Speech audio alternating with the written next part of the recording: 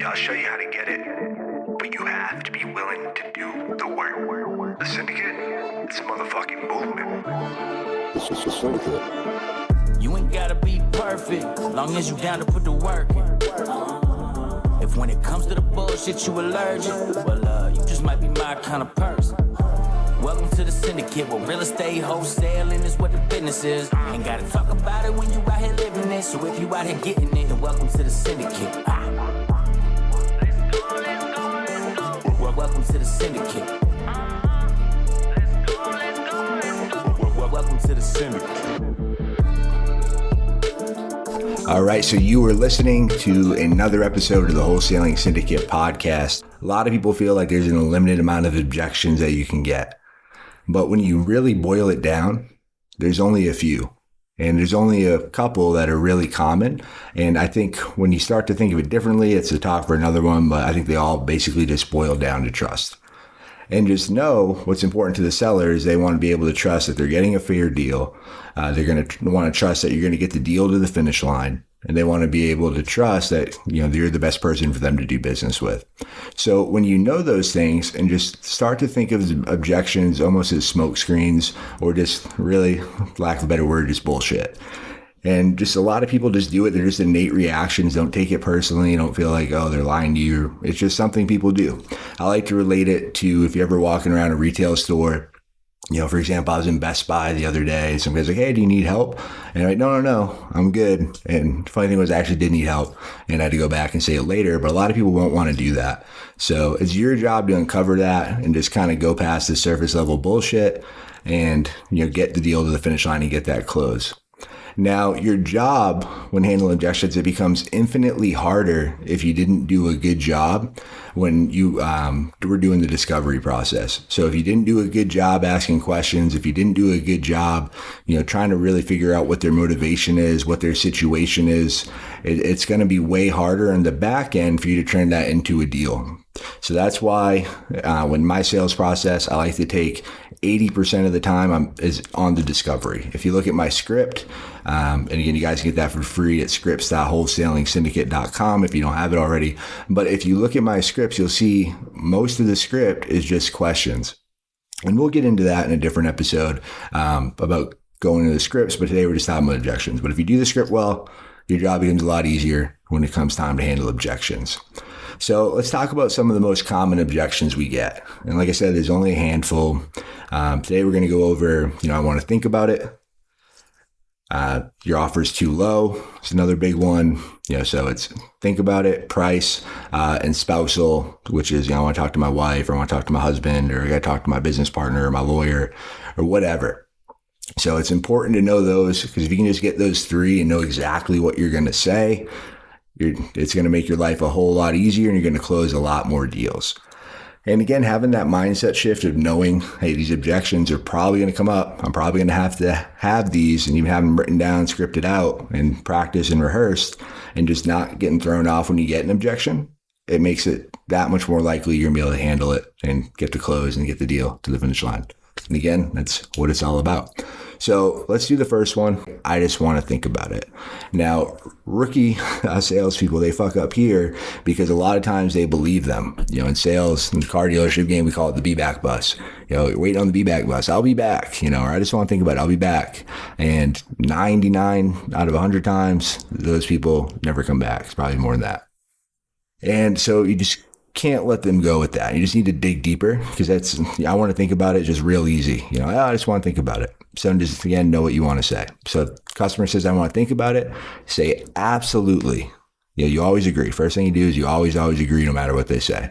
So of course, I definitely understand you want to think about it. It's a big decision, but let me ask you, what is it exactly that you want to think about? And that right there, they might give you a deeper objection, but just having that quick word track, so that's going to buy you some more time just knowing that. Let me ask, what is it exactly that you'd like to think about? And then if they give you another objection, that's called objection hopping. We're going to go into that too much today. But if they give you something else after that, they're like, oh, no, I just want to think about it, or they stick to it. You say, Mr. Seller, I definitely understand. And if I can be straightforward and honest with you, I've been doing this for quite a while, and there's usually only 3 reasons people tell me that they want to think about it. Can I share them with you? And they'll say, yeah, sure. Perfect. Well, the first reason would be, they don't like the price. They don't like the offer that we made, and they just, they don't want to say it because they don't want to hurt my feelings. 2, is that they, don't want to do business with us, or that they're worried that, we're not going to get the deal to the finish line. And the third reason, you can be honest with me, you're not going to hurt my feelings. And, it's just, they just don't like me and they don't want to do business with me. So can I ask you, which one is it? And then boom, from there, they'll usually tell you what the real objection is. So just again, know that one. I want to think about it. It's bullshit. Just try to uncover what it really is and say, hey, it's the price. It's this. So then we'll go into price. So if they say price, hey, I definitely understand. I know you were hoping for a bit more, but let me share with you how we came up with our offer. Now, again, this is an all cash offer. We're going to cover all the closing costs. There's no hidden fees, no real estate commissions, anything like that. The number I gave you is exactly what you're going to walk away with. And again, that wouldn't be minus. And if there's any mortgages or anything, minus, any mortgages or liens that you have. But this is going to be the exact number you walk away with. Unlike, you might have dealt with in other transactions. And what really separates our offer apart is it's all cash. We're guaranteed to close. We're going to get to the finish line. And it's going to save you time so you can move on and do XYZ. And XYZ is going to be whatever they told you was the reason they wanted to sell. So you can go forward. It's going to be quick. It's going to be easy. And then you can go forward and move closer to your family, or you can go and reinvest in another property you want. Whatever that is, you just want to come back and then bring up what you discovered as far as their motivation. So go over it again. Hey, price. Yeah, the price is too low. No, I can't do that. I was hoping for more. Or, that's not the price I wanted.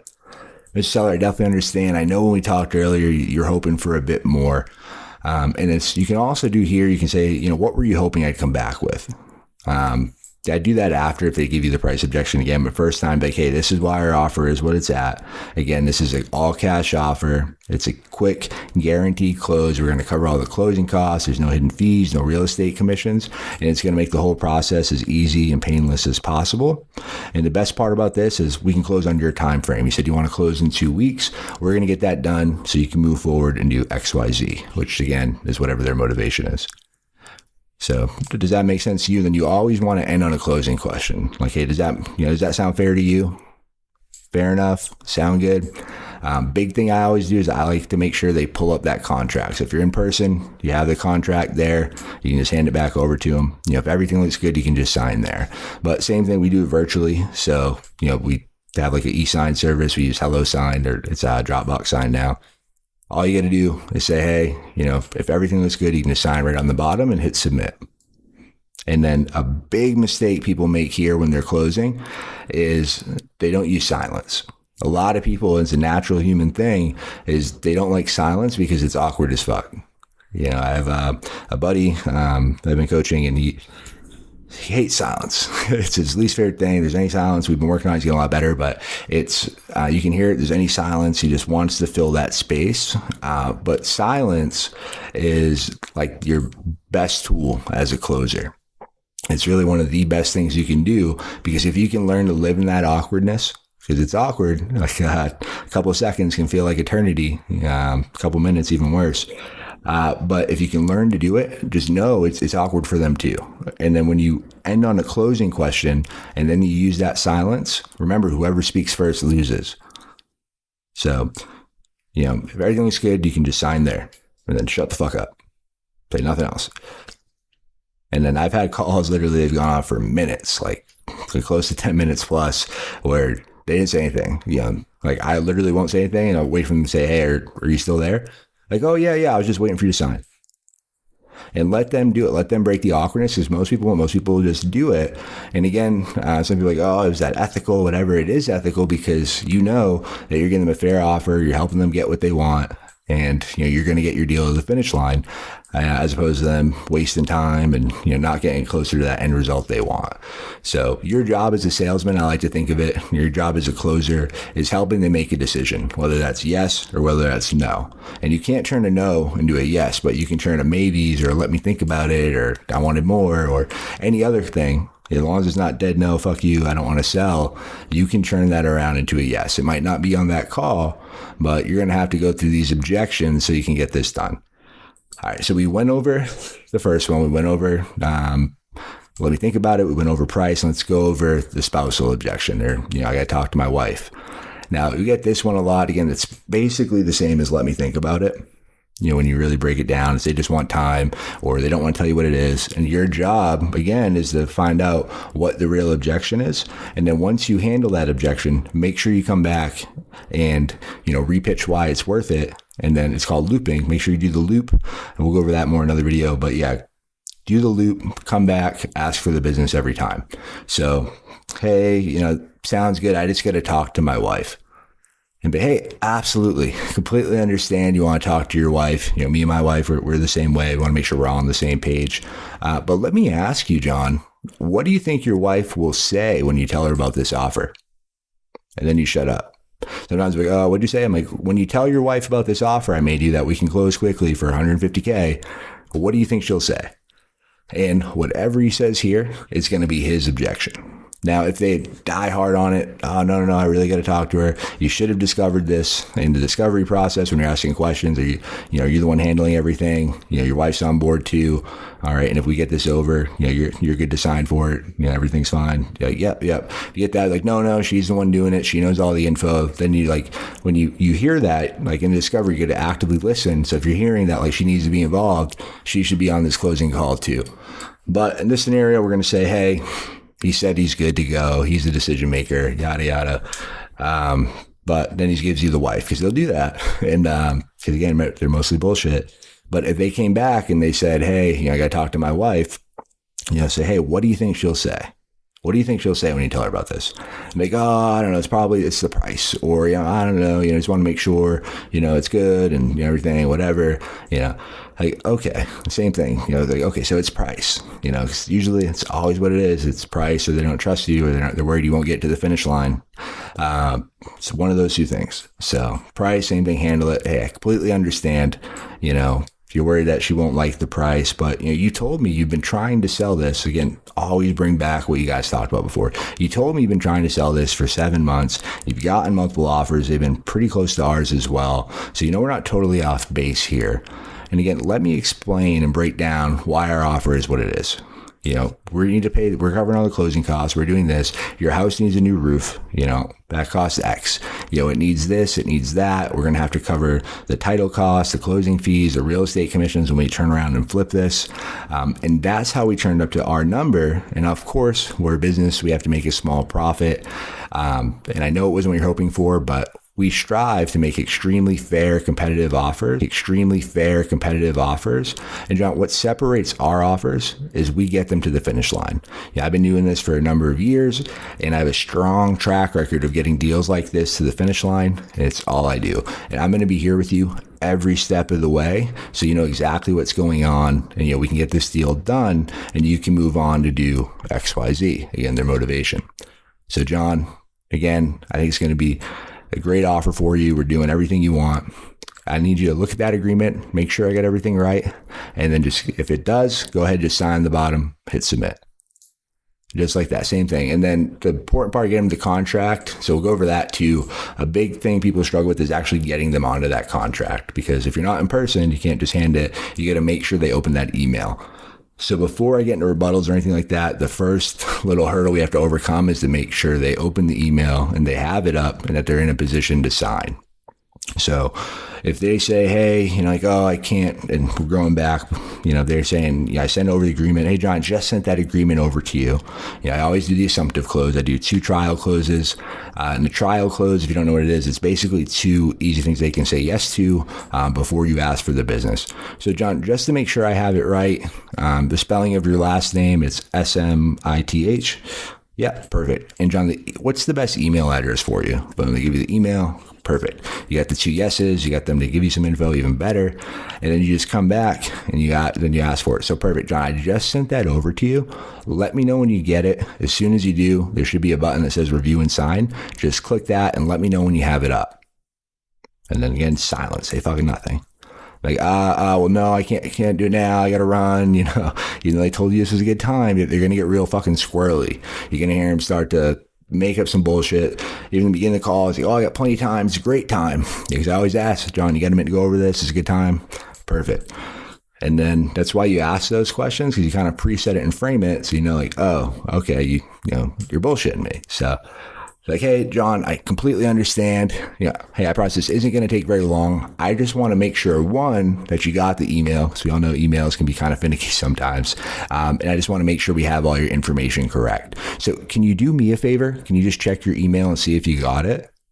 And then silence. That's it. Boom. Like, oh, yeah, it's there. Okay, perfect. And just pull it up. And bam. And you'll be surprised if you haven't in sales, you haven't in closing before, just asking people the same way, question different ways, and just keep asking, keep moving towards getting it to the end line, getting it to the end zone, whatever the fuck I want to call it. But getting to the closed transaction, it happens, and it's just you staying committed, staying in the game, and it's whoever's more certain gets the deal. So if they're more certain that they're going to think about it or whatever, they're going to dick around, then, they're going to win. They're going to get you off the phone. So one person's getting closed. They're either closing you on why they're not going to do it, or you're closing them on making a decision, which again is yes or no. And the biggest thing, people have a million things going on in their lives. You do, we all do. People have, as soon as they hang up with you, they're going to get bombarded with social media notifications, emails, their wife needs something, their kids need something else hopped up. There's always something pressing.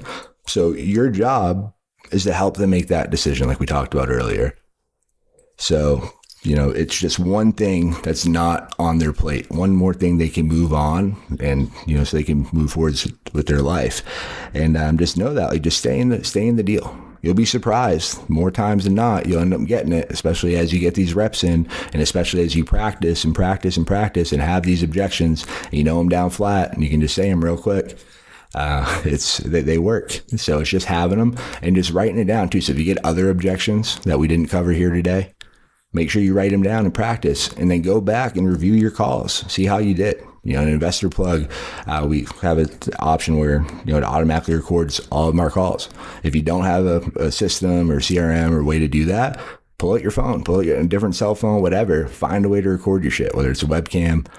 Because one of the best ways to improve is to go back and listen to the game tape. Go back, listen to the recordings, and it's awkward as fuck. Nobody likes doing it. It's super cringy. Your skin crawls as you hear yourself on calls, especially when you're first starting and you're making more mistakes than not. But it's the best way to get better, is confronting that awkwardness and hearing how bad you suck. or sometimes it's the opposite. Sometimes I'm like, oh, I fucked that call up. I didn't get it. I should have done X, Y, Z. And I get real in my head. But when I go back, listen to those recordings, I'm like, oh, I did fucking what I was supposed to do. I followed the script. I handled the objections. I asked for the business multiple times. I didn't get it. You're not going to get them all. Most of the time, you're not going to get them. It's part of sales. If you're batting 20%, you're a fucking killer. You get 1 out of 10, you're doing fucking great. Money's not an issue. So it's really just getting that, constantly improving, constantly doing the work, and constantly getting better. But write them down. Write down the objections you get. If you find there's ones that you're struggling with, let me know. I'll make another podcast about it. I'll come make whatever you need to help you overcome those. Or you can just post them in the Facebook group or the Discord if you're in there. Again, it's the Wholesaling Syndicate for both of them. But just type, hey, I keep getting these objections. How would you handle it? And I'll record a video, or the video is probably better because you get to hear the tonality. And the tonality in these are huge. We'll do more videos about tonality and kind of deep diving how I think in sales. So I think there's a lot of, I don't know what I want to call it, misinformation or just ignorance, or just, people are, not really having a deep understanding of sales. And if there's one thing I know I'm good at, is sales and closing, because I've literally done it my entire life, and it's the first thing I was ever good at. So, and it's something every day I'm still trying to get better. I might hear someone else say something, watching someone's live or watching them make calls. I'm like, ooh, that's nice. I'm going to try it out and see if it works. So it's constantly adapting and growing. It's what I love about this game. It's what I love about sales, what I love about closing, is that you can always get just a little bit better, and getting that little bit better is going to make a huge difference on your bank account. But hopefully you guys got some value out of this. A bit different doing a solo episode. let me know. Again, shoot something in the group. I'd love to hear your feedback. If you haven't, leave us a review. Let us know, if it was good. If it sucked, that's fine. Just let me know so we can keep on improving, keep getting better. But I appreciate you guys. Thanks for coming. Hey, you probably already heard the news, but we just launched Investor Plug, our all-in-one system for real estate wholesalers. It's something I've been working on for years. I'm super excited to start releasing it out to the public. We've had crazy results in our business. We've had crazy results in the businesses of some of the people in the syndicate, my mastermind. You've really just been crushing it. It's literally an all-in-one system that gives you everything you need to be successful. Everything from a custom CRM designed around your business and how you work, AI chatbot that's state-of-the-art, a marketing funnel designed to generate leads, and so much more. It's basically a business in the box that helps you do more in less time, so you can focus on what really matters, closing deals and making money. Now, some people, they need big teams. Others, they use Investor Plug. So check it out today, investorplug.io. Again, investorplug.io. And let me show you how we can take your business to the next level.